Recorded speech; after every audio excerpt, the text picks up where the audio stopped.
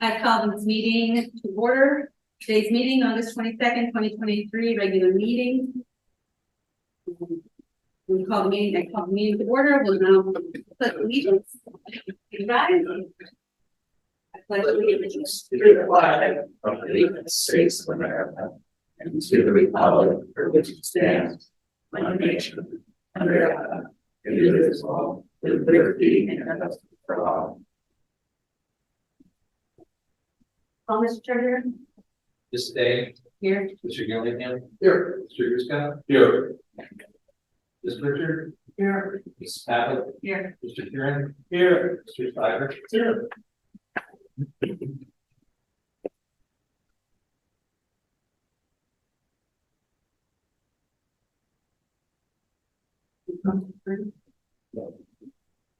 All right, so I'd like to lead off with our mission statement as always.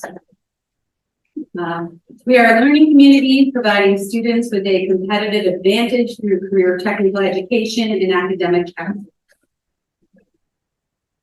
Can I get a motion to approve the agenda for the August 22nd regular meeting? I'll make a motion to approve the consent agenda.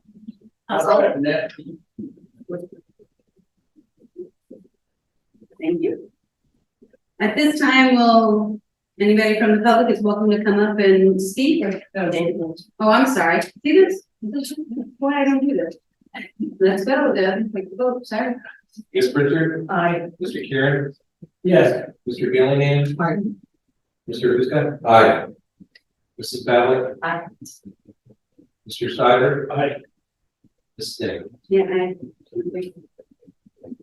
Now we're going to do public participation. Anyone who is wanting to come up and speak can do so. Just state where you're from, and you have 3 minutes to that conversation. Anyone? No takers. No, we don't need to vote on them, right? All right, our next regularly scheduled board meeting is for September 26th. And here again at 6 o'clock. No, we're gonna, the building tour, we're gonna move to the end, so if anybody doesn't want to or doesn't have the availability to tour the construction area, you don't have to, but we'll do that at the conclusion of Board of Education. I need a motion to approve the minutes from July 18th. So moved. I'll second. Vote. Ms. Richard. Aye. Mrs. Pavitt. Aye. Mr. Gillingham. Aye. Mr. Ruska. Aye. Mr. Kieran. Aye. Mr. Stiver. Say. Ms. Day. Thank you. And number 7 is the treasurer's items for information. Under treasurer's items for information, you'll see this year's budgets are reflected in the financial forecast.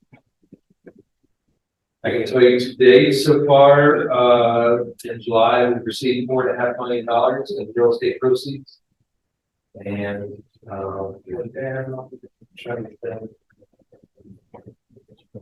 what's not reflected here, 3 million of that 4 million was moved to Star, Ohio. So it's a split, 7 million in Star and 7 million in investments with US Bank. Any questions? The Star is early about what? 5.5 in the US. 5 million. Yeah.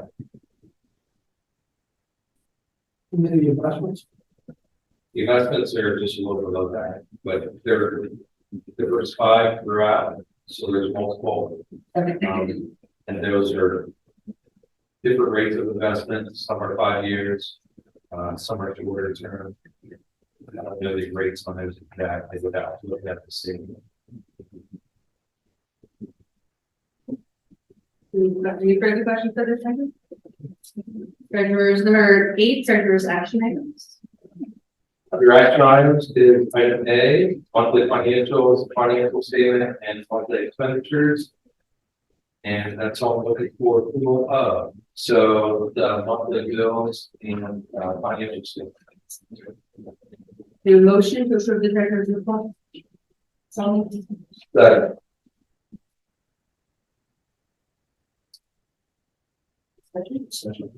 Discussion? Mrs. Paddock? Aye. Mr. Huska? Aye. Mr. Gillingham? Aye. Ms. Pritchard? Aye. Mr. Karen? Aye. Mr. Steiner? Aye. Mrs. Day? Aye. Thank you, Ms. Clerk. All right, moving on to number 9, superintendent's items for information. Okay, I provided this in a weekly, but I wanted to, pass it to everybody who's here in the board meetings. We're going to, for the summer 2024 construction projects, we are going to stagger them a little bit because we can start the construction trades building earlier than normal. So you can see as early as next month, I'm going to ask the board to approve the going out to bid, the architectural fees and everything else like that. There is, you see also that it says a quote for electrical gear. We are going to be securing a quote for the electrical gear because the electric gear is out 8 to 12 months right now. So we're going to purchase it prior to it going out to bid. So we'll do all that. That'll be through the architect who will secure those quotes. So you can see the construction trades building, electrical trades updates. And then we're also intending to do the science classrooms and high school offices. When we do the science classrooms, it does include doing the metal roof that's over the classrooms because it's bad. Mr. Conkle was here if you want to ask how bad, you can describe it. We did do the EM part of it, the rubber part of the roof. That part was done 2 summers ago, and it's great. The part that is from 1990 or Rich, what year was 99 to 2000 and 99, that part of the metal part that looks has all kinds of ends in it, it's not good. So that would be part of that as well. So I just want to make sure you saw that there were 2 timelines and that we will be doing a little bit of a stagger to get us into the construction trade building sooner than later. Project Midway, I included that. I did put that also in the weekly. Oh, good question. I have a question. Go ahead. Regarding that electrical gear, specifically, how is that going? How do we know that we're gonna be getting the best price if we're going out? I'm getting permission to go out to bid for it. And then once those quotes come in, then we will approve the quotes. Okay. Or quote pieces. Okay. And you will just see the quotes. Okay. When you're saying typically really out to bid that the electric gear better. It's usually part of the whole project. Right, so you're just getting out there early. Right. Thank you. Project Lead the Way. Tad gave us a little project Lead the Way updates. This is what he wrote just in the weekly, but I want to put it in the item for information in case anybody from the public wants to see that the Career Center does do things for the other districts. So the questions that are there. Principals report. Jeff, prior to doing the principals report, we've got a couple of new staff members, or at least one. I think they met day before against the only. Oh, I already. This is our new part-time security guard, the Harvard second doctor. Anyone from Buckeye would probably recognize him. He coaches over there on football and track, mainly footballers. They're very successful with that. He comes to us with 20 years experience from the highway patrol. He's the real deal, and we're happy to have him. I'd like to add something to that. I will tell you, this district is not, there are, and I just did the research, and I wanted to go to Newsnet 5 today. There's an article on there that 48 school districts are allowing staff members to carry 3 in Northeast Ohio, one of which is Highland High School, Highland local. And so I have asked Terry Grice to pick up his commission as a police officer. Once that takes place, I'll come back to the board for a resolution for Highland to get to carry. So I think that would be. Questions? Good to have you.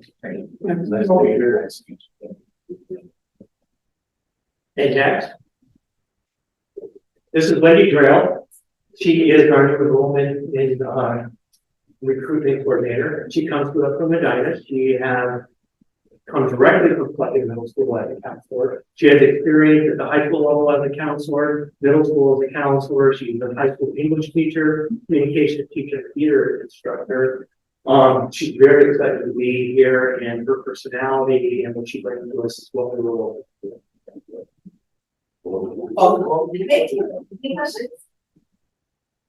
Nice to meet you. Yeah, it took us a minute to find you. We went back to the drawing board 3 times. Okay. Yeah, Jeff, principal's report, sir? Right, in the packet that I gave you, Tuesday evening and Wednesday evening, we have our new student orientation.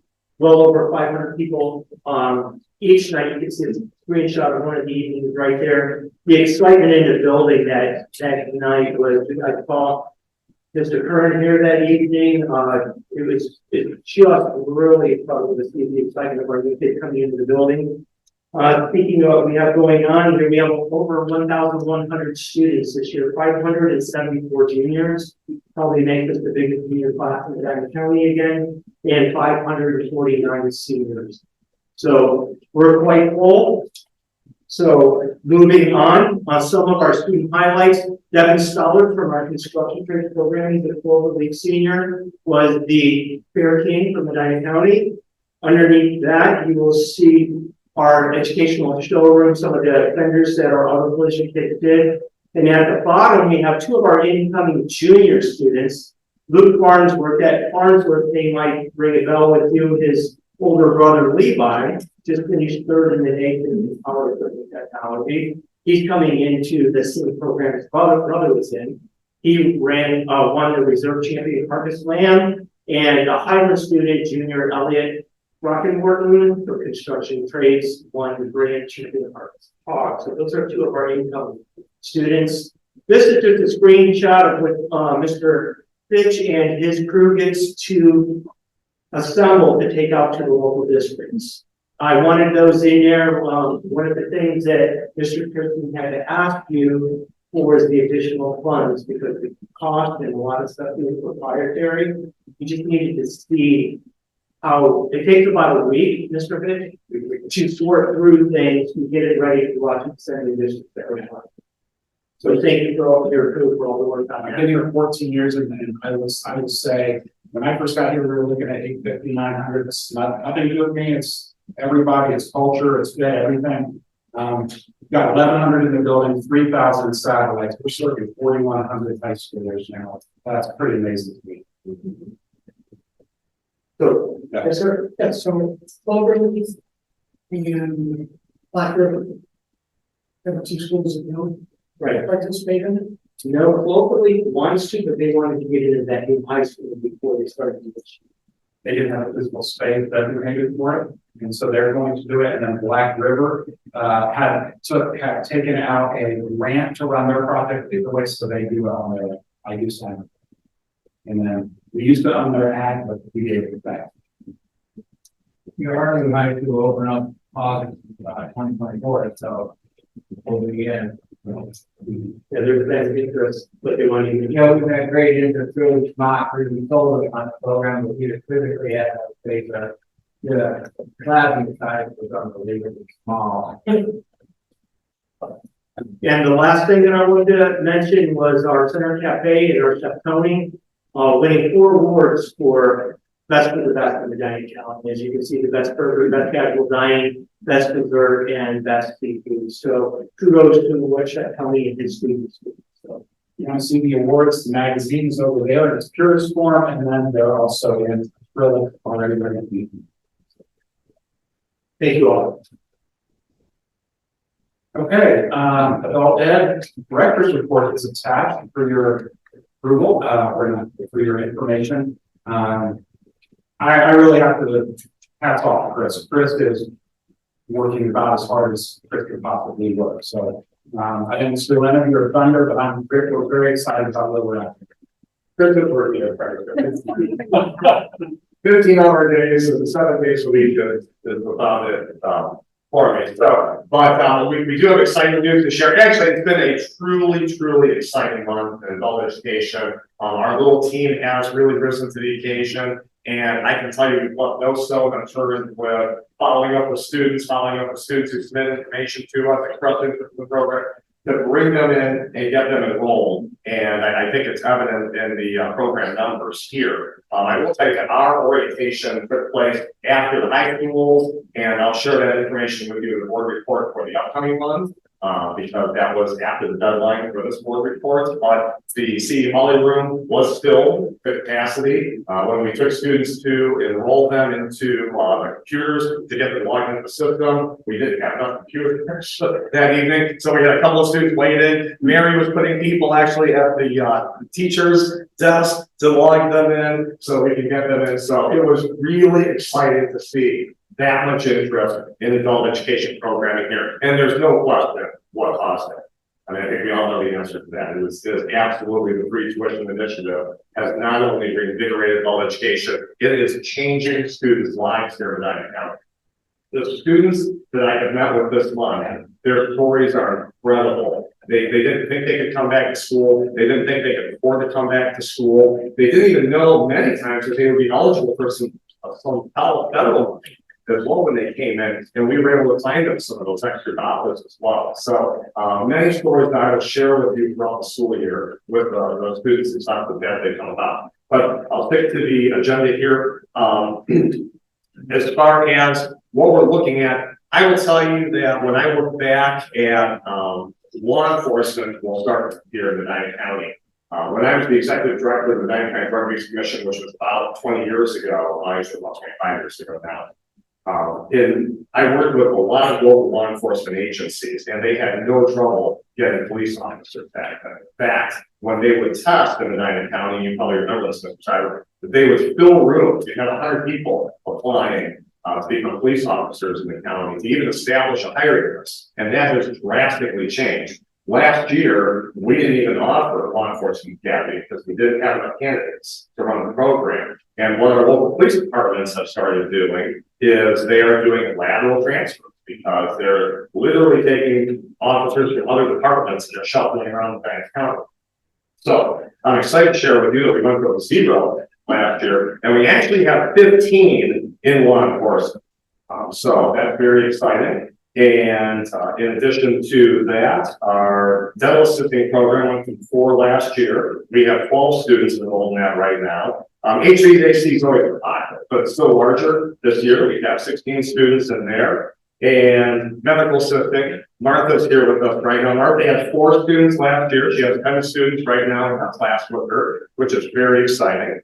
So we are actually probably where we ended up right now because we just finalized our enrollment yesterday. I say probably 100 students. We've got a couple of staff members we have to hire to get ready for some of the classes that are coming up here in September. And so there's no question that, and I put this in here, that Medina County and Northeast Ohio will be a safe place. When you look at the top jobs in the county and what the governor's office has identified as top jobs, there's literally listed down for Northeast Ohio. It's law enforcement, it's firefighting. And so when we look at what we're going to be able to turn out here this school year, it's truly just incredible. From a lot of certified law enforcement professionals to EMTs, we've got Fire 1 running, we have Fire 36 running, and I asked Tim Brunnemeister, who is our EMS director, I said, Tim, have we run all of these concurrently before? And the answer was no. So think about that. We have right now law enforcement, Fire 1, Fire 36, and EMT running concurrently. It's unbelievable. It really is. Can you tell me how many we had last year? Well, I can tell you that when I look back at EMT, I can't. Total students, I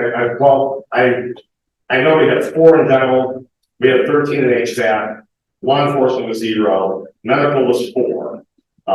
So I know less than a place. Yeah. So, oh, absolutely. Yeah, absolutely. Numbers are way up.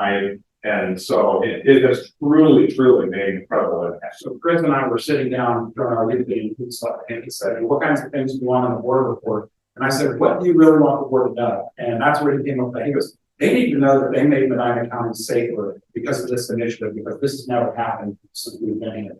And so that's why that headline is there, because it was like just the biggest aha moment we have from all of it. And I can tell you, without the free tuition, law enforcement would not have run.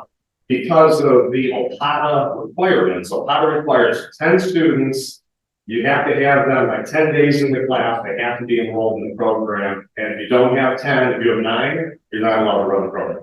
So we cannot run it without free tuition initiative. I don't think the EMT program would run either. We have a lot of young students who just graduated from high school that were looking at that. And Chuck, I know you work with a lot of the fire departments, they're looking for people. You know, they're looking for people out there. And so we will be able to really help our, and those people are going to be in the night. The EMT students will stay local and they'll be serving our communities. So the concept is free education. But once they sign up, we try to get whatever we can get from the government We did. and subsidize that. Yes, that's correct. So can you give me an idea of roughly what percentage I can't. we're taking in? I can't, I just tell you that I have 5 students right now, they're VA students. I don't know we had any last year. So I have 5, 2 of them are 100% paid for by the VA. 3 of them are subsidized. I have Pell dollars right now. Now Pell is only going to impact the full-time programs because in order to qualify for Pell, you have to have a certain number of clock hours to receive those dollars. And so the part-time programs like Fire One, for example, it's not Pell eligible to do that. We have 62 students that are in those programs right now, and probably as of this morning, I'm at 22, maybe 23 that receive help. So, and some of them, the board's contribution wasn't below $10 to make up free tuition. I did one this morning that was $507 to make up the balance of the free tuition. So everybody's situation is a little bit different when it comes to Pell. It's all their EFC, they call this, their expected daily contribution, and depending on their individual financial situation. Lastly, would you agree that it's still trying to get this out? Because we've got such a late start. Yes. The majority of the county is not aware. I'm still talking to people that were not aware of it. I talked to the parents. So next year, Well, Katie Barton, we will continue to be promoting it everywhere. I went to a Buckeye dance, a couple of Saturdays ago promoting it, and, Beth, who works with us, she was out promoting it as well. So we are trying, anybody that's calling saying, hey, you know what, would you be interested in telling them? Tell me where I need to be and what time I need to be there, and we'll be there. One of our staff members will be there to help promote this and talk to young people about this incredible opportunity that we can. And things we didn't expect, like the 5 VA people didn't realize their VA could apply to Ohio Technical Center, didn't realize it could be for career centers. But when they came in, they realized they were enticed by this piece that ended up in that. And I would tell you, the majority of the Pell students that have come in, they had no idea that they could qualify. It just didn't cross their mind, but it was the free tuition that drove them in the door. They got them excited and made them think, I can afford to go back to school. This is an opportunity that I can pursue. And it's, the parents, the students, they're so excited. And Martha, you have a class full of students. Some of them are younger because they took advantage of this. Probably the group that we've had probably 10 years. My youngest is 17, the oldest is 45, so it's a nice range. Yes. Do you think there may be a press release? Is that? We have talked about that. Yeah, we have talked about that. Getting Sarah Crawford to interview you or to report on it, because a lot of grandparents too, they'll see their grandkids struggle. They'll see it, they're still bringing people. Yeah, Jen and I had talked about it, and I really wanted the results first before Jen had asked me like, hey, do you want to do a press release? There's a new director. I said, no. I want to talk about it when we have results and we can really have something that's much more newsworthy than just me getting hired. So.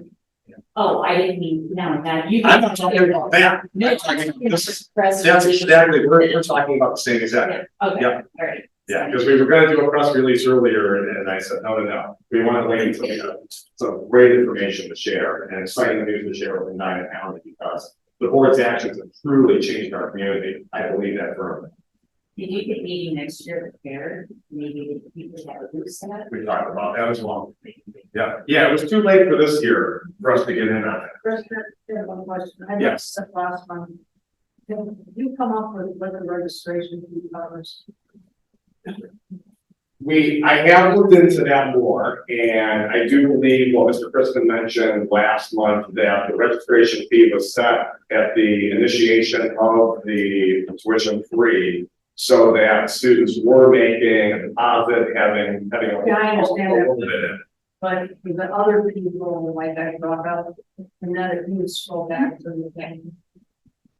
Now, I mean, I talked about last month, if I wanted to enroll in Excel, I have to pay a registration fee, and then if I want to double back and do QuickBooks, I have to pay another registration fee. That's not right. What is it, I mean, The- why am I paying a registration fee other than I booked it, and I, you know, you should pay it. But then why do I have to pay it again? And what is, I don't have to fingerprint it, so what is that one go to? Yeah, the way it was explained to me was because there was a cost associated with enrolling any student, and the cost varies depending on the program. So it could be the work that Mr. Grunmeister has to do in order to register students with the Department of Public Safety for his time to do that, because there's considerable paperwork with that. So it's not always just the background check for a certain program, it's not all the program background check. I get that, but to register for Excel or QuickBooks, that's to me, is a major report. $125 for Excel people I won't. I mean, they can go to a tutorial online or something like Yeah, that. you know, numbers. Yeah, thank you. That's what I was next moving towards, is that perhaps it's in particular programs, we need to identify which programs would require that background check, that registering with public it up. But then some of these other ones, like these smaller ones, which should be, I mean, I can see the first time, but then my boss now wants me to do a refresher on the books. I can do it here. Maybe we can look at that. How do you do that on this? I mean, anybody else? Okay, I will say that when you have smaller programs, it does make it harder financially to support those smaller programs without things like a larger registration fee. I guess where you're coming from, I really do. But it's also that balance of you've got a teacher, right? You've got somebody who's gotta have to do this. And so part of that is gonna help with the finances of that to some extent. And that may not be the case here, but what I'm saying is that I think we need to take a look at it as a holistic thing and say, all right, to your point, maybe there are some places where we can pull a little back. I think the first time you do it, we should, but maybe to your point, there's gonna be ones where maybe they don't have to, but Yeah, maybe even reduce, maybe the second class is only. I will get one that's right. Yeah, I think I'll do that. Definitely have that conversation. I think, Chris is probably new to this, so he's gotta do some, dig deep in and see what we can, find some Right, that's part of the places. conversation when those were established. Yeah, all I know is that. Being halfway through the registration process, we then go back and undo what was done. So any of the changes that we make would be from the end of the registration process of this time forward. Yeah, so I think doing that would be a good idea, sitting down and maybe putting together some clarity as to what makes sense. We're still at the learning process. Yeah. Like, We're, no, I think it's a good idea to bring this up and constantly kind of discuss how we continue to make this better. Well, I know since Chris has been hired, I've been here a few times, and called adult education a few times. And they are swamped in there. They're so busy, but what I've noticed is they're very understaffed. They, years ago, when I was coming in on a regular basis, I think we had like 10 employees in that department. That was great now. And their workload is phenomenal. And when they do what Chris would be done at home 15 hours a day, this fellow ring wants to have a talk to him, or I can't conclude that he's on the phone. I would think that maybe what we do with this possibly hire from within students to help out, maybe we do the same to start off with adult education and help for them. Because to watch them work and see them really taking everything they could is phenomenal. They're doing a tremendous job. Well, thank you for the comment. Very impressed with what I've seen, heard, and everything else. And there's not a moment that you guys aren't just grinding. Bob, last year you received $70,000. Year before that was grants. I anticipate that doubling this year, if not tripling. This year. So I would love to see going forward a summary of the different programs 3 years ago, 2 years ago, last year, this year. I mean, it's been, and then any programs that we did within the last 5 years that we dropped because of lack of interest, that now maybe are back in play. And then also, you know, you're gonna have people calling about programs just because they earn a free education. And they're gonna say, you have this program. And what we need to do is mark down what they're asking. If we don't have it, let's mark it down. And if we have enough interest and keep their name, we'll say, you know, we don't have it this year, but, you know, next year we might make it available. That would be probably, which is stuff we probably really figure out. Yes, but thank you. And I do know, just from logging into the state, the state tracks our enrollment, and our enrollment has steadily declined when you look at the bar graph over the past 3 years. Probably some of it had to do with COVID and everything else too. There's a number of factors. I mean, there's a 3-year gap there where I don't care what you're doing, but education, Yes, people coming someplace. everybody across the states. Yeah, they're Not people are losing money, they're out of work, they weren't gonna be in the same room together. I would say that across. But it'll be good to see that. Thank you, Bob. But I think again, we're asking you in your department to do more and more, checking things and do things for short staff. I'm curious about trying to do some elements of area. Well, thank you.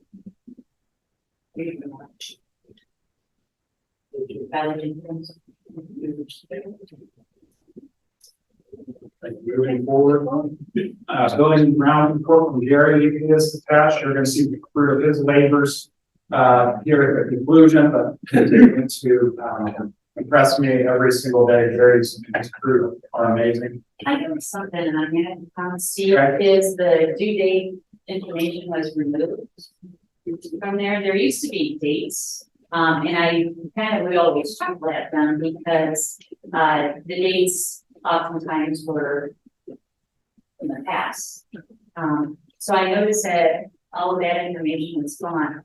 And I would like to ask a suggestion is maybe can we separate these and bunch all of the low priorities together, all of the medium, well, actually start with high, have a high priority at the top, then the medium, and then the low. We can do that. Obviously, use an Excel piece so we can separate it however we want. This is his working document as well. And so as things get, they get to the bottom of it. And we can format it however you want. This is what we use every single day. Did you notice the dates? I didn't see them later because there was another few days on them in the previous one. It has the approximate date on the right hand side. Yeah, in progress. Yeah, I've never had exact dates in there, but it's one of the problems with there. We can give you exact dates and you can continue to find information and engagement because things change and the priorities change around the building. Obviously, if we have something fail, that needs to be attention now. So whatever's on that day, it's going to wait. So that's why I choose not to put them in.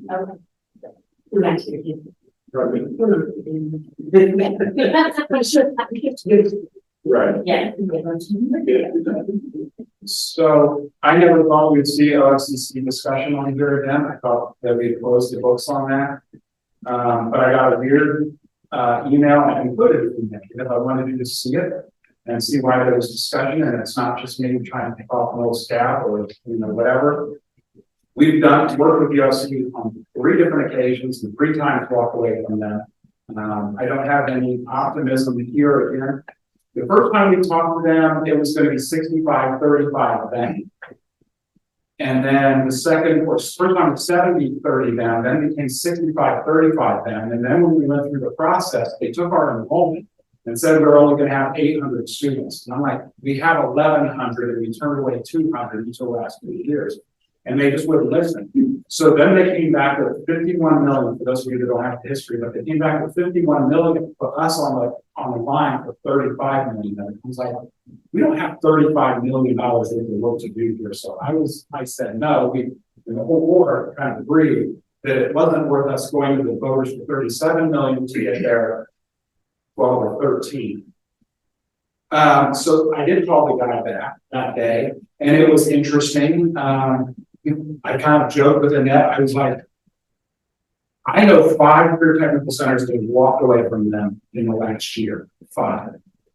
And so with the governor's push on career tech ed and putting the 200 million and 100 million, I bet he asked the question, why are career centers walking away from the OSCC? And so the first thing he said is, we're listening to people like you and wondering, what did we do wrong? I said, well, I told you what you did wrong. It's the enrollment. Because the enrollment drives everything. It drives the percentage, it drives the square footage you're allowed to building. Because what they did is they said 800 students only gets 150,000 square feet. We're at 240,000 square feet. So all of that extra square footage can't be funded in any way, shape, or form.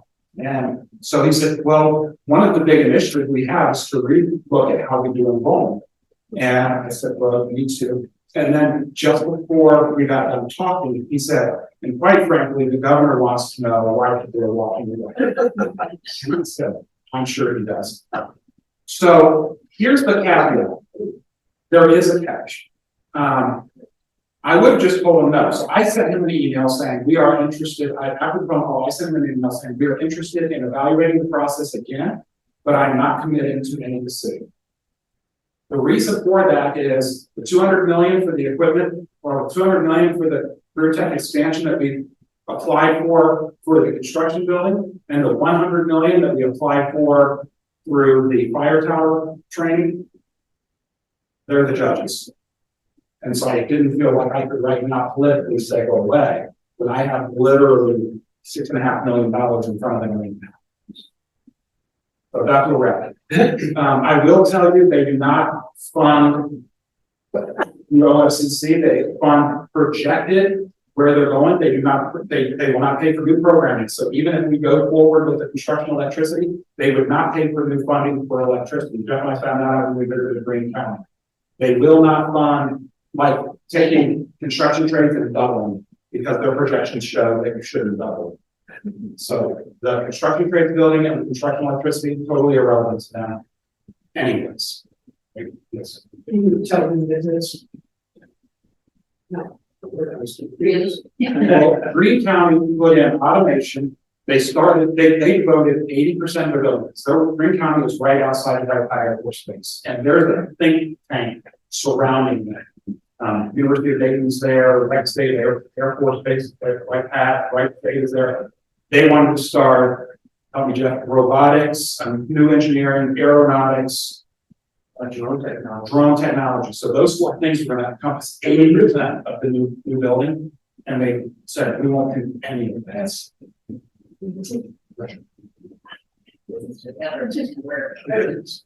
That needs to get done. Maybe this building is sort of. Well, original Bozo, his name's no longer on any news. Yeah. So this is the new one. So I think.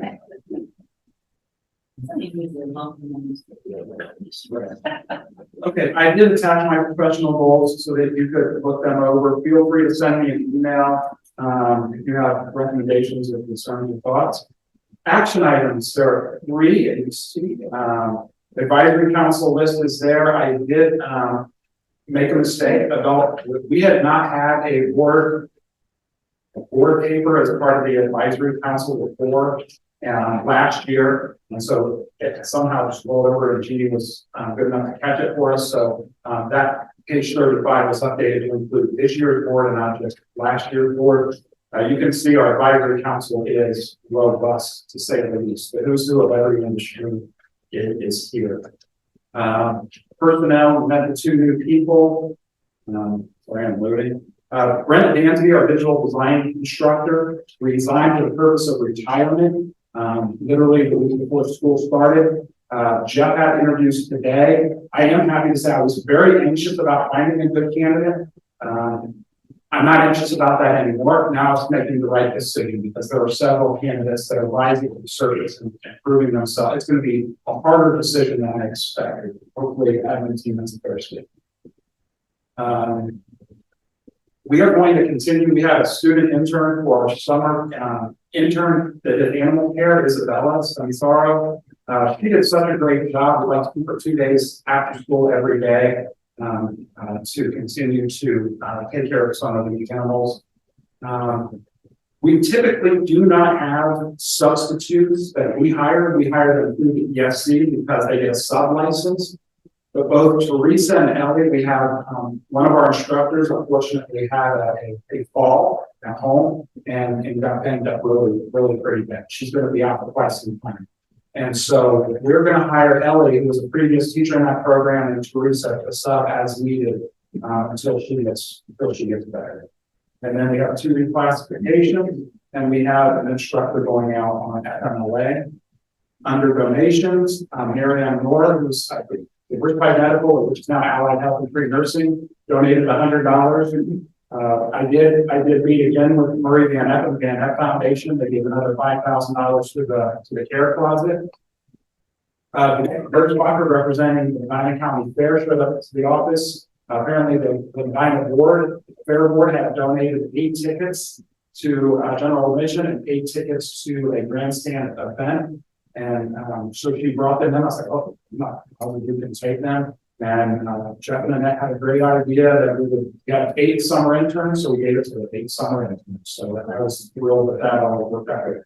And the reason for those tickets was because we've done a significant amount of work there with putting up new display boards. We redid the barn itself. We've done a lot of donated student work there in the last 2 or 3 years. So I would ask for approval for A, B, and C. Second.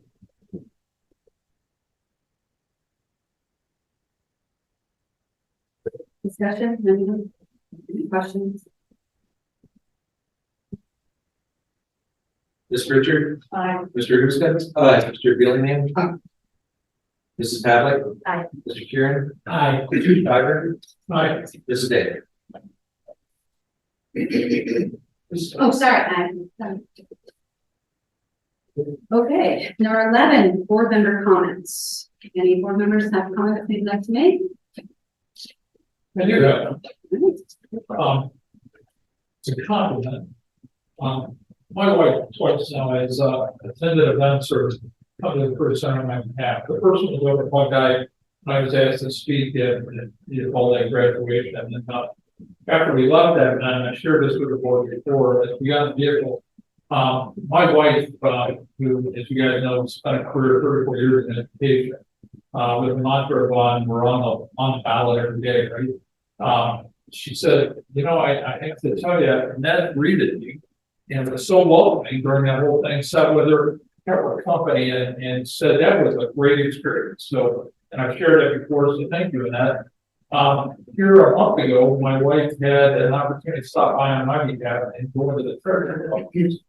And that evening, when I got home, I go, hey, how do you visit Career Center? I go, wow, first of all, we have a lot of construction going on. She goes, I had a little trouble finding it, but I got in there and she said, I have to tell you, what a great group of people working in there. She goes, it was awesome. We had a great visit, and then he even walked me back out the maze to my vehicle. So, Aaron, I told you that before, great group of individuals working in there. So Thank you. yeah, if you would share that, my wife really appreciated their welcoming attitude and helping her find her way in and out of the building. So thank you. Ruthie has a very contagious laugh. We heard it in my office often. It goes across the wall. It was funny because Ruthie told me when I first got here, she was going to say, hired me for my personality. And my wife laughed and said, yeah, Ruthie said they hired her for her personality. I said, I believe that to be true. So she had a great experience here. So it was nice to hear. So, thank you. Any further comments? We have nothing for executive session today, so we will not be going into executive session. We're very upset about that. So I'm gonna take a motion to adjourn the meeting. Anybody second? I'll say. I'm not running numbers, we could like make sure that our president knows. Well, we have to go take the trip around if you guys wanna go, but that's, So we got to you. it's a, it's probably not having a meeting, it's an extra bonus. All right, so. Mr. Dillingham, Mr. Karen, aye, Mr. Ruska, aye, Mr. Richard, Aye. Aye. Mr. Spicer, aye, Mrs. Day. Hi, And I would be sure. Randy, to Oh, yeah. meeting adjourned.